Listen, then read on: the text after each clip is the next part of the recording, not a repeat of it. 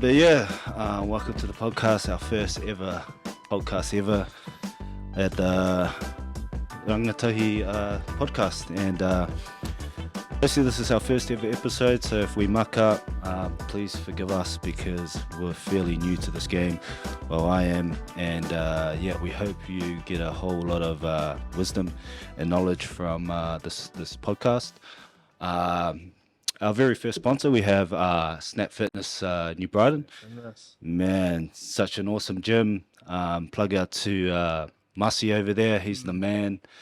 If you want a real gym, it's real because you train there as well. Yeah, obviously we're both trained there, and it's just like a nice. I find it's like a nice community kind of feel at that gym. Yeah.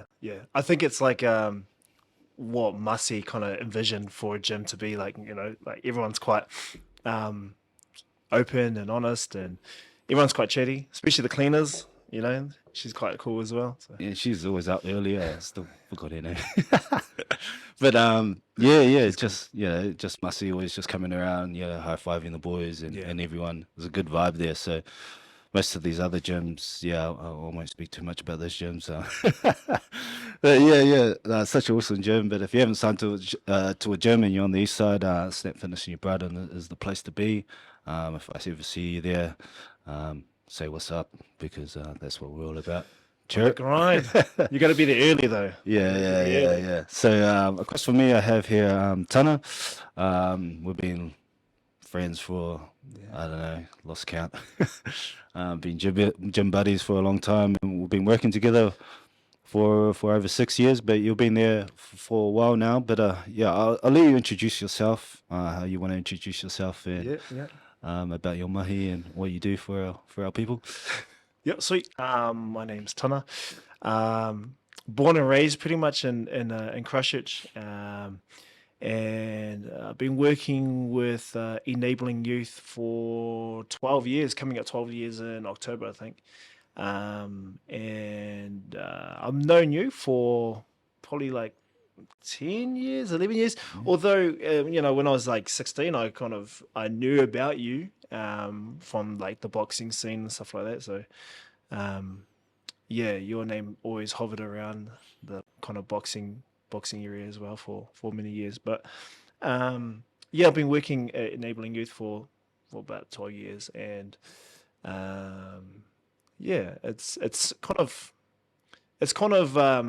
the way I got into working with enabling youth was kind of strange, but I kind of look at it as a blessing as well because I didn't have a lot of credentials to work in that area. I had a youth working certificate, and that kind of equaled nothing for a while, but I was quite blessed to land a job with enabling youth and kind of upskilled from there. And I continue to work with youth and young adults all the way to like 30-ish years old, give or take. And it's pretty awesome. So within enabling youth, what things do you kind of do and how do you support people? And I guess, how do you empower youth in that area and then also outside of that area as well? So enabling youth is it's under the Stopping Violence Services organization, and they've been around. Enabling youth has been around for maybe 14 years, so a few years before I started in enabling youth. But Stopping Violence Services has been around for like 30 years or something like that, 30 plus years. In Christchurch, and it's part of the national network of Stopping Violence Services as well. But we mainly work with violence, although in recent years we've kind of been extending it to sort of relationships, just supporting young people who might have some struggles around communicating with families, communicating with parents, teachers, partners, that sort of thing, and sort of just kind of build those life skill that has been missing in their lives. So yeah, that's kind of incorporated in it. But for myself, I really try to push into the taha Māori and te ao Māori and a lot of my practices with my young people as well. So teaching them around te whare whā and being present in their own lives as well. So whether that's looking at whakapapa, looking at where they connect with, who they connect with, and how they can kind of stand in their own tūranga wawai and stand in their own kind of strength as well. Yeah. So what has been the most challenging things with working with youth in your kind of area? And then also, like, I guess, what are the positive outcomes that you actually get from working with the youth? Yep. As I have a drink of Coke because I'm parched. Sponsor us.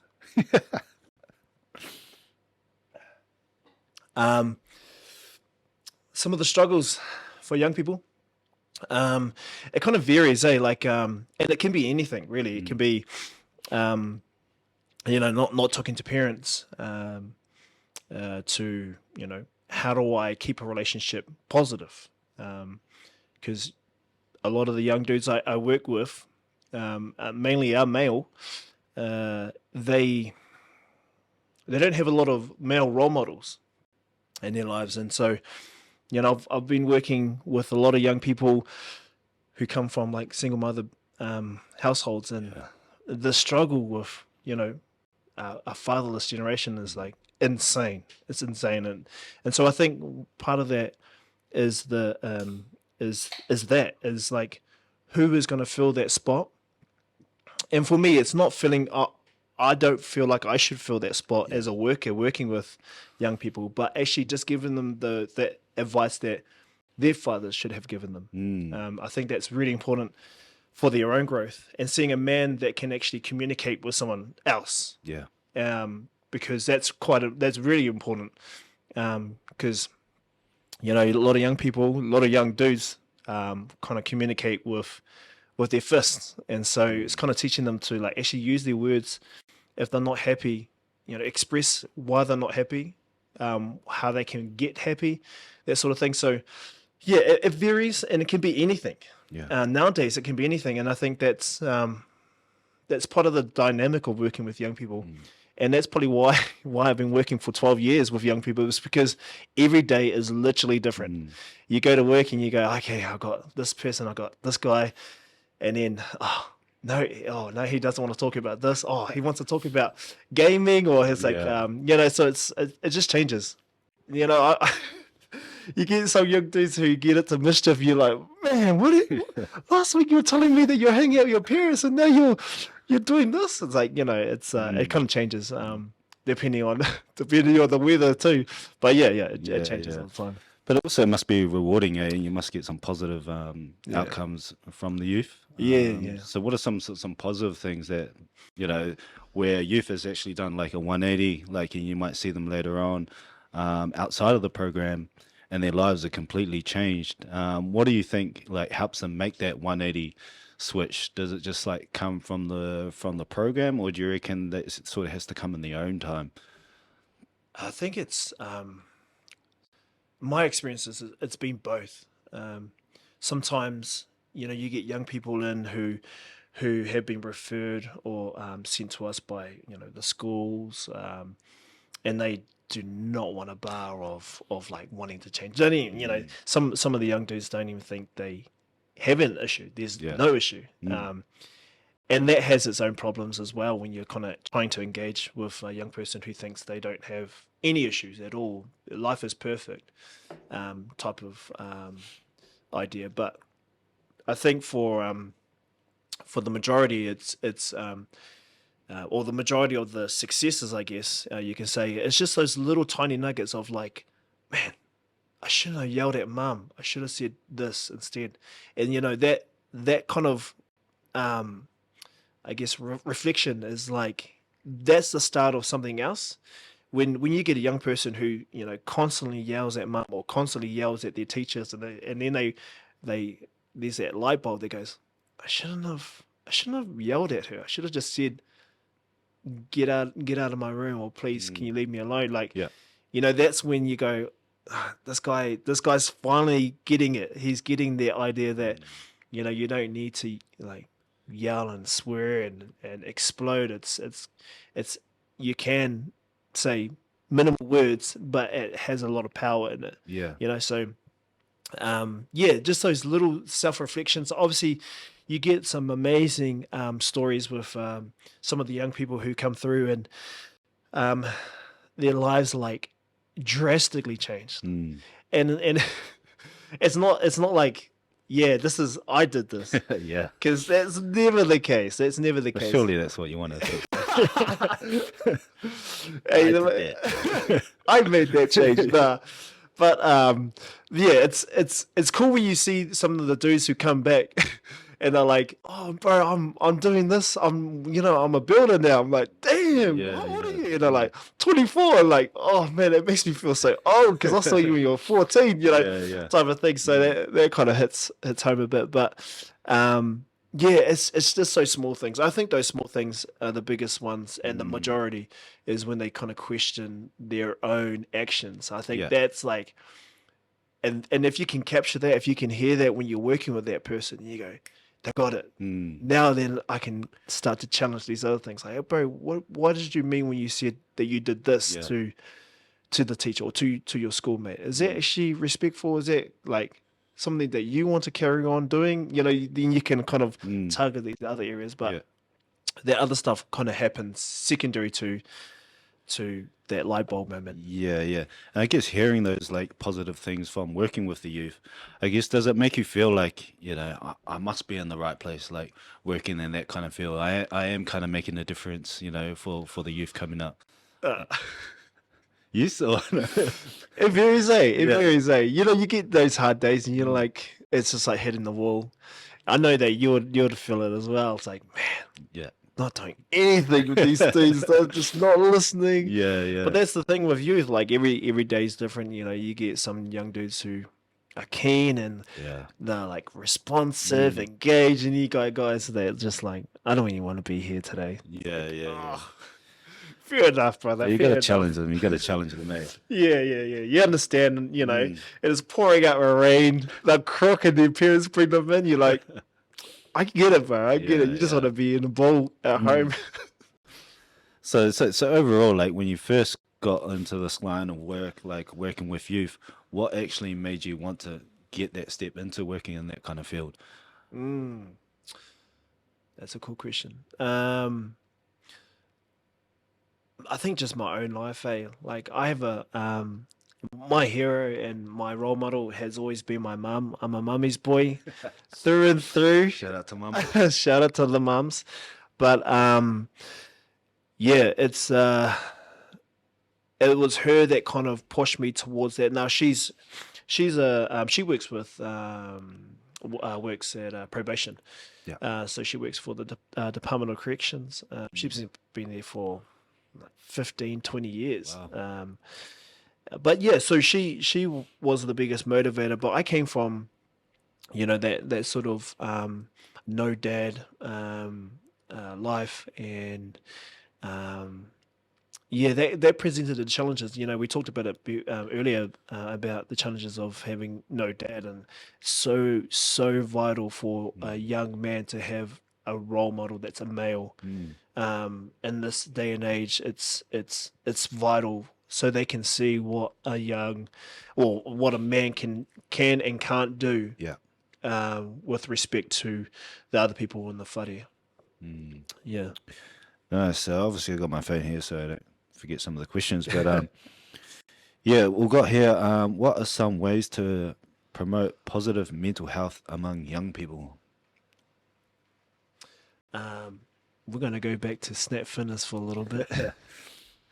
I honestly think physical activity, especially for boys. Now, I have worked with females off and on again in my career, but 99% of my clientele have been males, and 100% support young people or young men doing actual physical activities, man, like sports, whether it's, boxing, jiu-jitsu, whatever, rugby, basketball. They, men, boys need that physical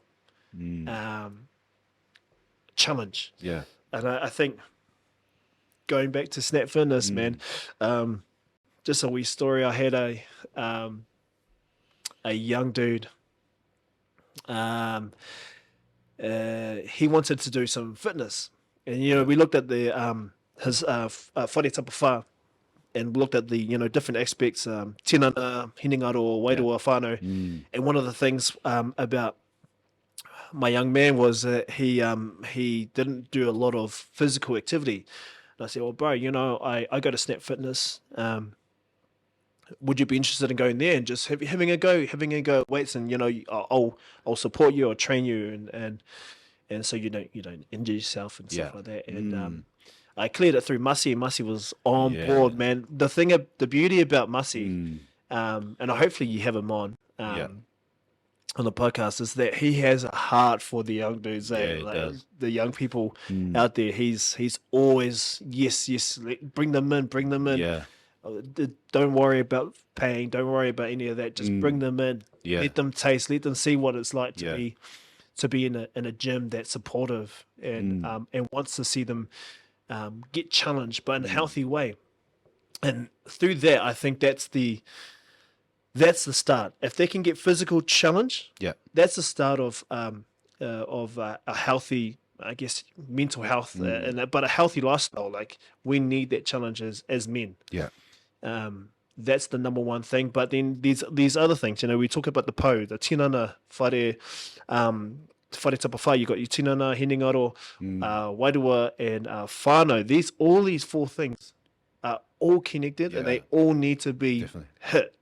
So, if it's tinana, going for walks, doing physical activity, whatever, sports, and then you have your hinengaro, that's to do with, like, getting that challenge, going and getting that support from, a professional, such as Enabling Youth or the other organizations out there, like, getting that support through that, and that tackles the area of whānau as well, because they, most of us as workers want to see them connect to their whānau, because that's literally their inner circle. Yeah. If you strip away organizations for that young person, they need to be in that circle with their whānau. Yeah. And that's what it boils down to. And then you got that wairua. That's about who they are as a person, what they believe in, what makes them, what's their unique qualities. Because we all see our young people as having these unique qualities, but what is it that that is them? Yeah. And then strengthening those areas. It's like finding their purpose to life, in that kind of area.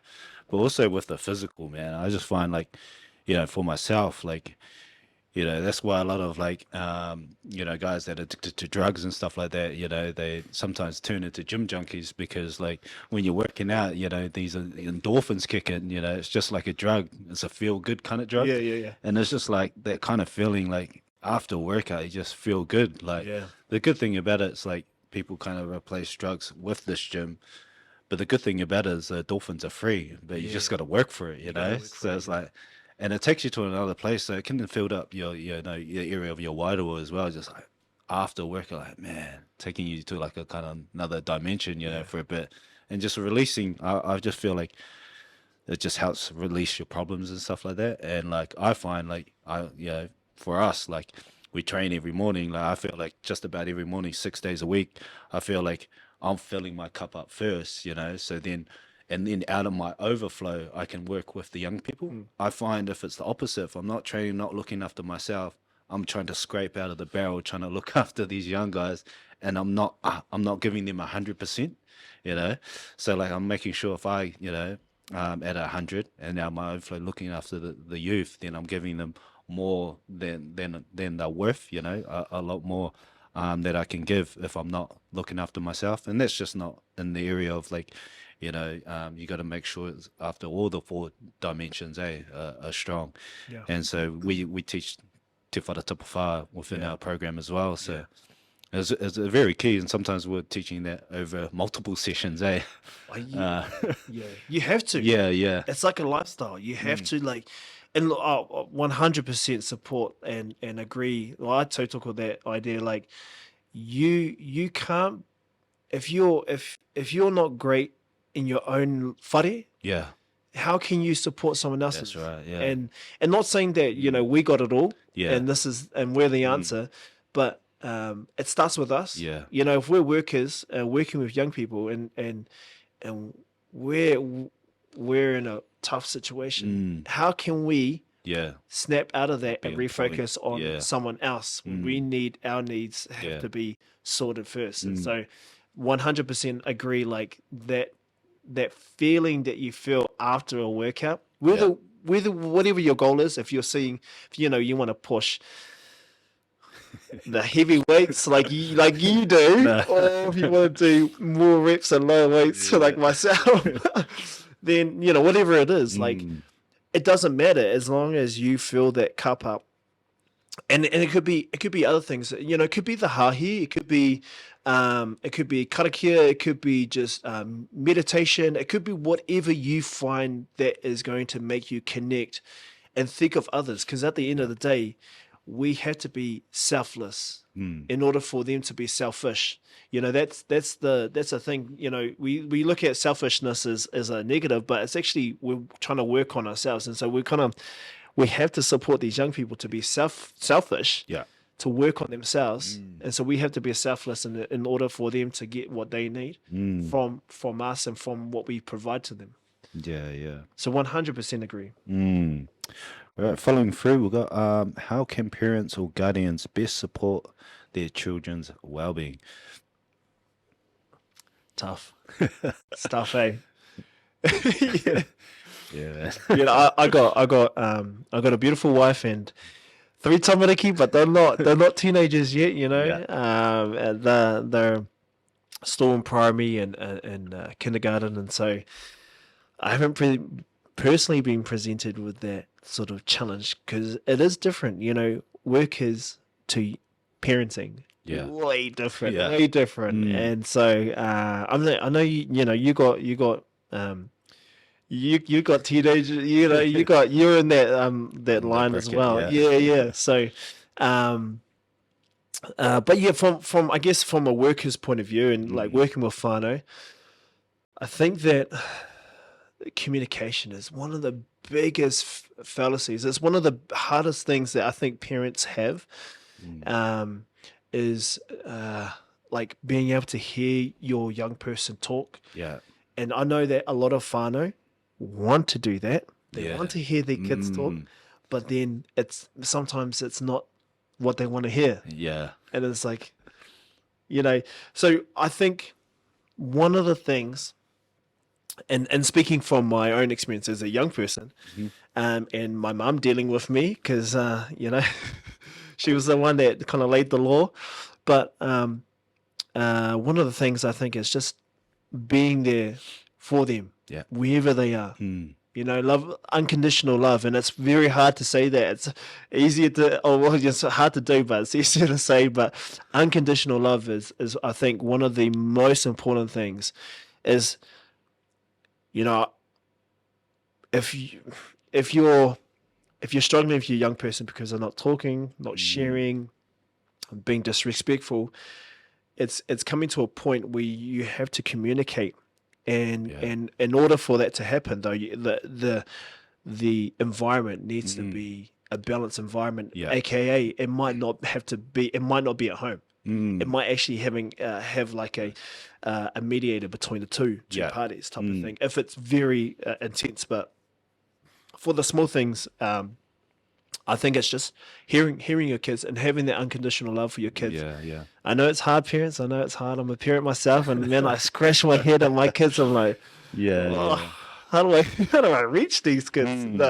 But I think it's one of those things. Yeah. Yeah. But like you said, I think it has to be like the right environment, right timing, and setting the atmosphere. Like, I think sometimes we get basically a bit carried away and put up with a lot of stuff that we kind of, force the support, like, and it's too strong, like, and sometimes it could be like, you know, quite verbally abusive because we just want to like, oh, you should already have your head screwed on, you should already have these kind of things sorted out.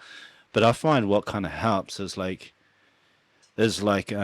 getting into their world, like, you know, finding way what they enjoy, what they kind of love, you know, break their ice first, not just like kicking down the front door and, you know, just putting them on blast, which I've done before. It's really ease your way in, you know, and then you just kind of question them like silently, like and really, you know, speaking to them, you know, that unconditional love, but like in a gentle kind of tone. And I think tone is a very big key as well, because it's like, hey, I think you need to have a look at sorting yourself out, instead of like, you just need to bloody sort yourself out. I'm like, no, you know, and then just walking around the house slamming doors, you know, it's not, you know, it's a frustrating look, because if you, for me, I feel like if you develop that in front of them, then that kind of makes them feel, okay, well, my parents do that. Why can't I do that anywhere else, you know? So it's not really setting a really good example. And I guess it also comes down to like how you've been, you know, looked after, you know, by your parents, or if your parents are there, you know. For both of us, dads and dads. Sometimes we could get away with a lot of stuff. You know. I'm with you. I think I like that as well. I think that when you say that, it kind of gives me kind of those memories of like talking to my son and being in his world, because his world right now is Minecraft. You know, he's like, "Oh, Daddy, come look at this, come look at this," and I'll go and look, and he's made a dirt pile, but it's a house. So I'm like, "Oh, whoa, that's so cool, son! You're the man!" Whoa. And then, you know, his day is a lot easier, and he's so responsible. You know, he's like, "Oh, hello, handsome daddy." You know, he's like, just real loving. Once you invest your time, and I know you got to go into the world, and sometimes you don't really want to, because you look at the world and go, what is this guy do? Yeah. You know, and some of the young dudes, you know, they have like TikTok and all that kind of stuff. They put up some questionable videos of them getting up to mischief, and their parents are like, take that down. Yeah. And so I'm like, yeah, man, it's probably not the best videos you want to put up there. But their world, being in their world, I think it's the most important thing. But the thing I like what you're doing is like with your son, you know, I feel like you got to start off young, you know, and you're already giving words of affirmation, like, oh, that's awesome, son, you know. And for us, we don't get that as, you know, for our fathers, you know, we didn't really get that. But we'll have a break. But you set the timer. Got the timer. We've got the timer on, and the thing about fizzy drinks is it makes you burp. So apologies for any burps that come up in the next 28 minutes. So good. So moving on in the questions, I think we've got a few left. We've got here, what impact does social media have on the mental health of young people, and how can they navigate it in a healthy way?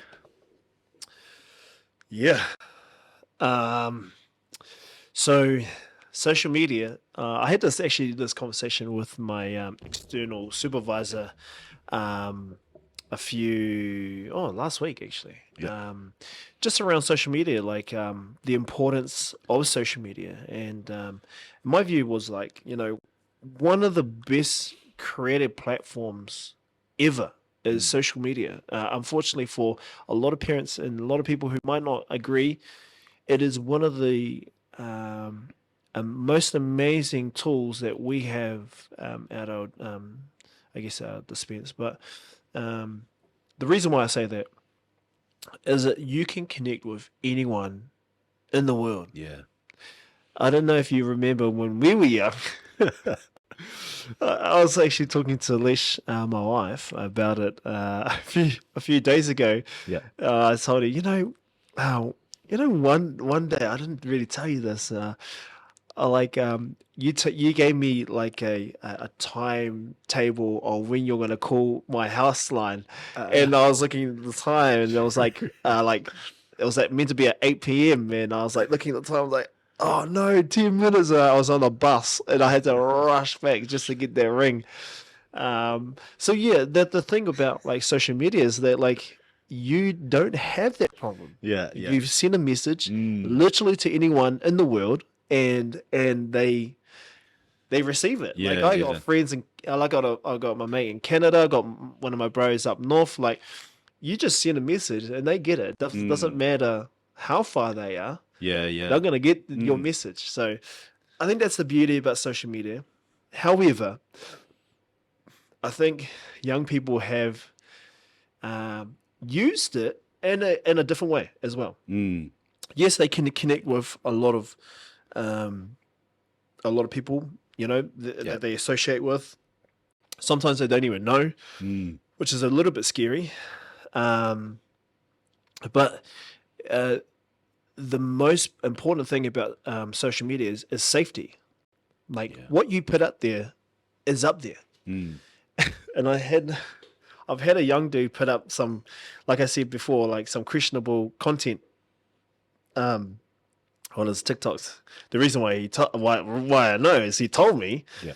and I was like, dude, you know, if you put this up, you're just incriminating yourself, man. Like this is not smart. You're not a smart criminal if you're wanting to be a criminal. And he was like, oh, yeah, true, that's not good. And I was like, you know what? Just don't do that. And plus, don't put it up on there Yeah. because you're promoting something that A, you might not want happen for Mm. yourself. Yeah. And so that's why I think can happen is that bravado that like I can do this. Mm. Especially with like recent times, you know, with like you know, smash and grabs and Raids. yeah, Yeah. ram raids and stuff like that. So I think the bravado, like like you know, they put themselves on live Mm. and they're cruising around town in a stolen car Yeah. and think that they're awesome. And man, I have first account of young people immediately regret that, Mm. immediately regret that, and Yeah. have never gone back to it. And the thing is, though, they use that platform for Mm. that very Yeah. thing, like promoting Mm.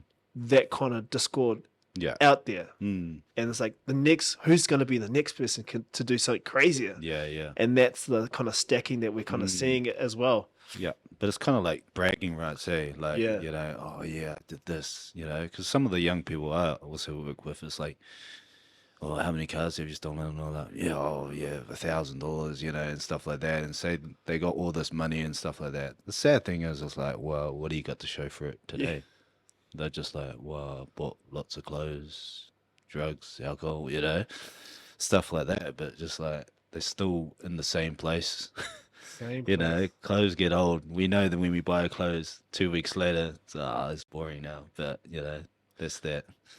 You know, that feel good mentality. You buy something, it feels good, and then you know, sure. dies out. For sure. It's the instant reward, eh? Yeah, yeah.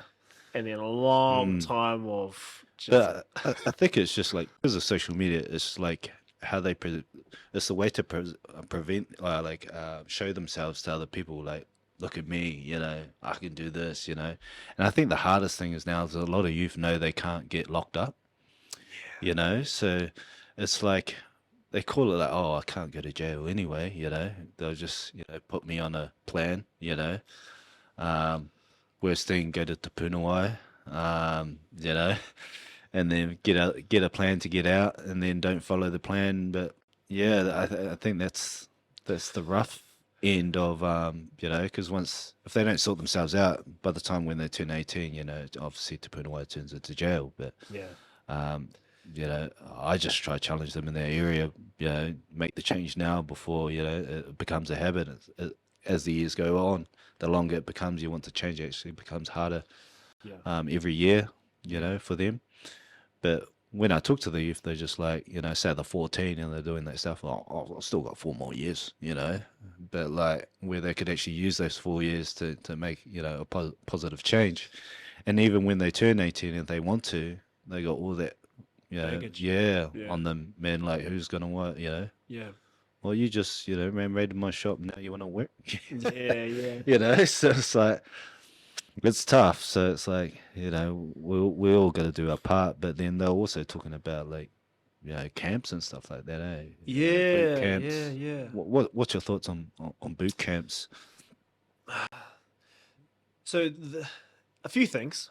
Another drop, I think parents, I highly encourage parents to do some like early brain development seminars or training. Yeah. There's some awesome ones that is provided through some of the organizations. I think Merck does some pretty awesome ones. MERHC, I think, Merck or something like that. So what does that help with? Like, So is it a program for the parents? yeah, so Help so skills? it's just they do different ones, but I think brain development is so important for parents because as parents you look at your kids and you go, where the heck, who is this person living in my bloody house? Yeah. Acting like a caveman.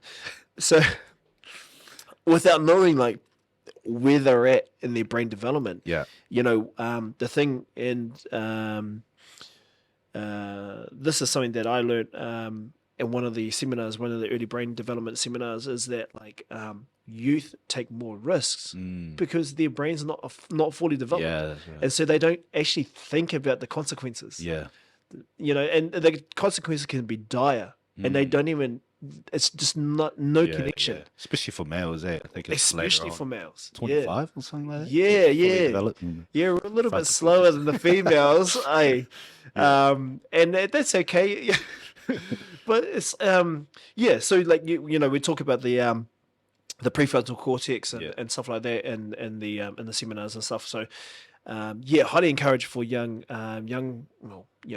up and coming parents or even parents kind of scratching their head thinking who they have under their roof Yeah. to go and get some kind of education around your own kids' brain development because it does highlight and it kind of gives you that patience. You're like, man, Yeah. your prefrontal cortex is not fully developed.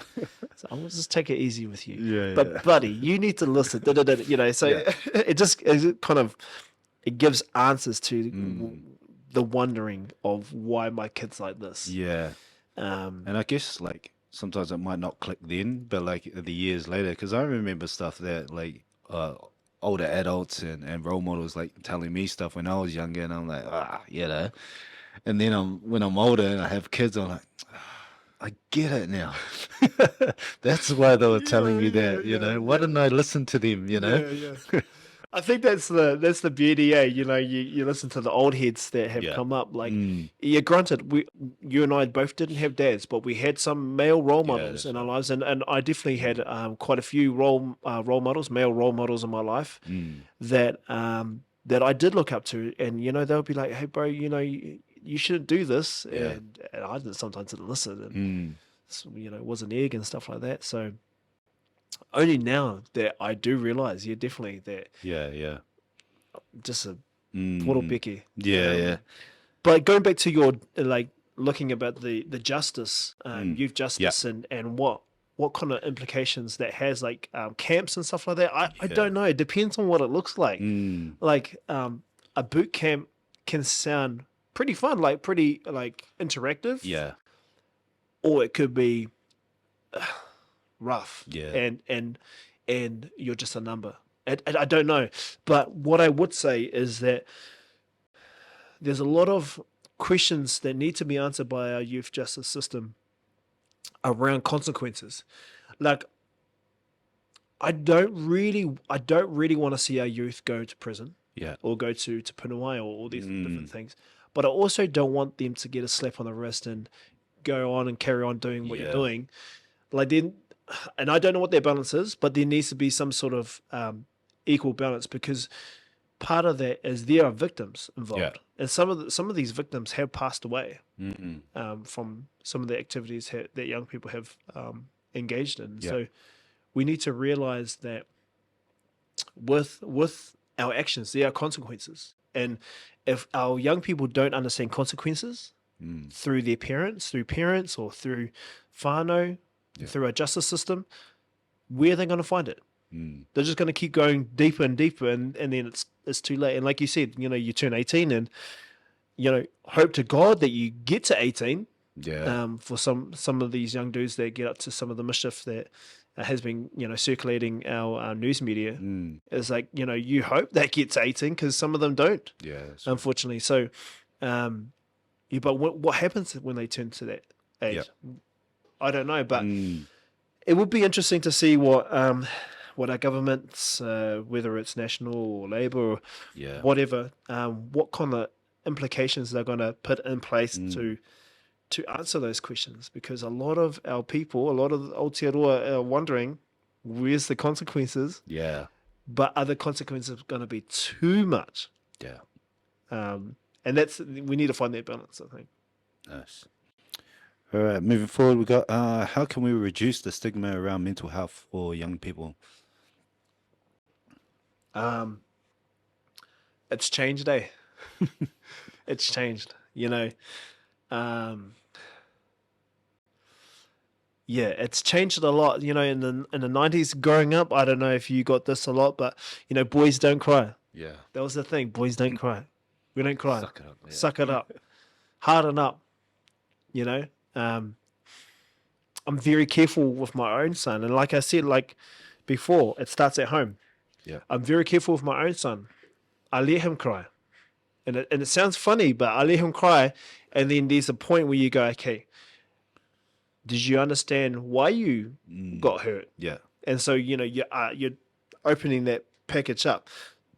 So you're not just saying, hey, don't cry. I don't want to hear that.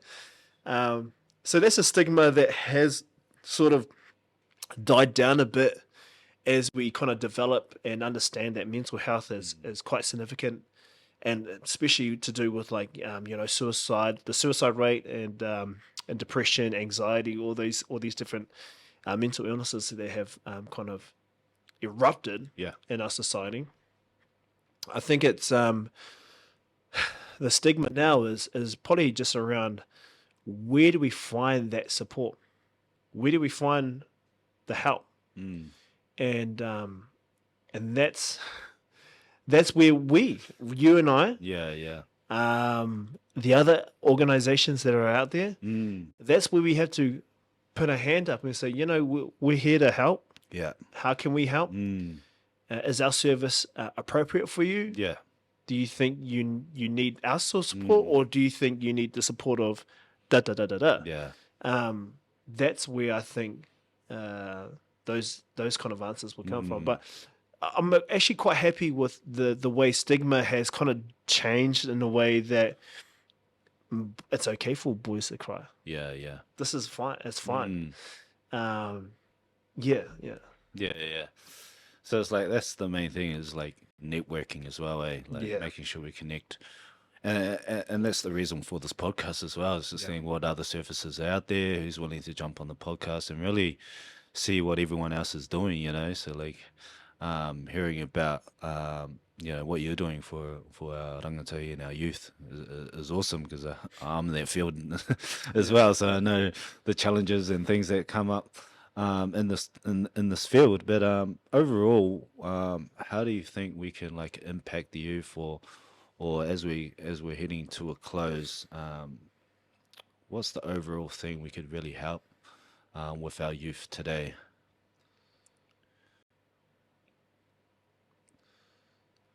Like, do you think there needs to be, I guess, more programs, or like, is there actually enough programs out there, or is it too flooded? Do we have too many programs?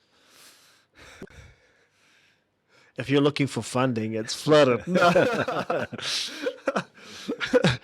No. Yeah, it's I guess it's anything, how do we support our young people? Just doing anything you think you can, and then getting that response from the young people. Because hand on heart, sometimes the program that we work with sometimes don't work for our young people, and they we get their review of it, their insight about it. I've had young people say, "Oh, it just wasn't what I wanted." Type of thing. And that's okay. That's actually way better than just saying it's fine but lying. Because I actually want to know that. Like, sweet. not us. Yep. What about someone else? You know, that's it takes. It goes back to that kind of saying. It takes a tribe to raise a child, and that hasn't changed. Yeah. And but the tribe has. The tribe has changed. The tribe is now organizations. The tribe is now extended whānau, the marae, the hapu, the iwi. That's where the implications, or that's where that, I guess, that input is like we will support and can support our young people in any kind of thing, because we've got a whole range of programs. Yeah. Out there, especially in Christchurch, like it's so awesome. You got Bros for Change. Yeah. You got Te Whare He Waka Tapu. You got Pura Pura Whitu. Some heaps, and these are just some of the Māori ones. Like, there's some amazing workers and amazing organizations out there that deal with so many different needs and challenges for young people. Yeah. But networking is got to be vital, and it's tough. And I kind of see it this way: is that with like funding, and this is probably off key a little bit, but with funding, it's like a dog's breakfast. It's the first and biggest dog gets in there first, gets all the food, and these other little dogs out there get a little bit. Yeah. And that can actually be detrimental to networking, because I want more than you. I want more than that. That pack mentality. So I hope, the hope is that it's not like that, but sometimes it can be. Sometimes it can be. And that's just the brutal honesty with funding, because with no funding, there's no program. There's no organization. So looking past that and actually networking with anyone and everyone to ensure that we have the adequate support and referrals available for our young people. So if, enabling youth or the programs that we do in there is not enough, then maybe this program, Bros of Change, or maybe it's this or that. That's when those networks can be vital for young people and for the whānau, because it gives whānau an answer. Thank God I can get my kids some support. Yeah, I think it's pretty awesome how like lots of different programs and that are developing, and that, and it's good to hear like awesome new kaupapa coming about. But sometimes it's just like figuring out what's out there, because sometimes it's like there's so many programs, we don't know like what's still available and what's not. And but I think everyone just kind of needs to do their part. But like I said before, the podcast here is just basically to get a lot of guests coming along to know what each kaupapa is about. But I guess as moving to a close, is there anything else you'd like to share, or I'm going to go for another 28 minutes. we could go all night. We're going to do a marathon. No, I honestly think one of the highlights, I guess, for the first podcast, and I'm very grateful that you asked me to be a part of this, because it's I've been hassling you about doing a podcast, but I think it's the avenue that you're chosen is pretty cool. Like I haven't, you get your Joe Rogans. These guys are the godfathers of these guys are the top dogs of podcasting. But you get these guys that do different things, and there's comedians that do podcasts and stuff like that. But something that's actually intertwined in Canterbury. It's part of like. It's sort of like a networking hub, but it's like the stretch out. Like, we need to know, and finally need to know who's out there, because it can kind of feel alone. But burps.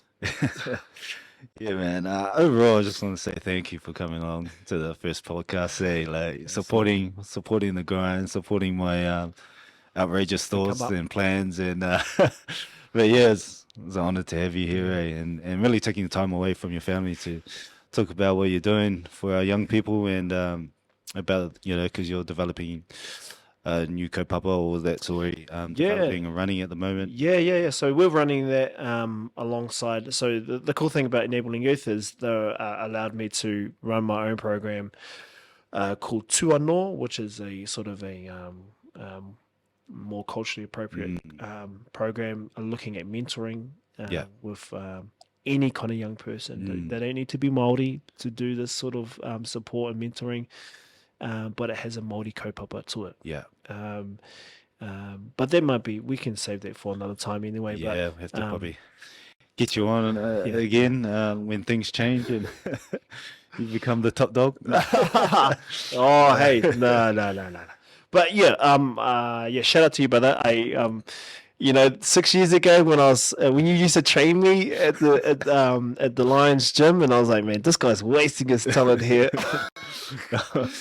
And I was like, oh, I need to get this guy a job, working with youth, because you're working with people, because you're PTing. And I know that you don't really like doing PT, whether you're doing the fitness stuff, but I know you don't really particularly like doing PT. But I think your style of PT is more like PT of life, rather than of fitness. And that's where I was like, man, this guy needs to come on board and do something. And so grateful that we had a spot for you to come on board with us. And 6 beautiful years enabling youth and eating canned chicken every lunchtime with the brother, getting those gains. But it's kind of created this sort of overtake. We're taking over enabling youth, with the sort of kaupapa and the sort of heart and the idea that we have for our rangatahi. And you got that as well within you. Obviously developed and with rangatahi creative hub and the other different entities and ideas that you've created throughout the 6 years. I didn't even think you would have thought this would be. When I look back, I'm like, man, we've come a long way. But the thing is, it's like another 6 years. Like, where are we going to be? We could, we're rolling the podcast world on the moon. Prime ministers.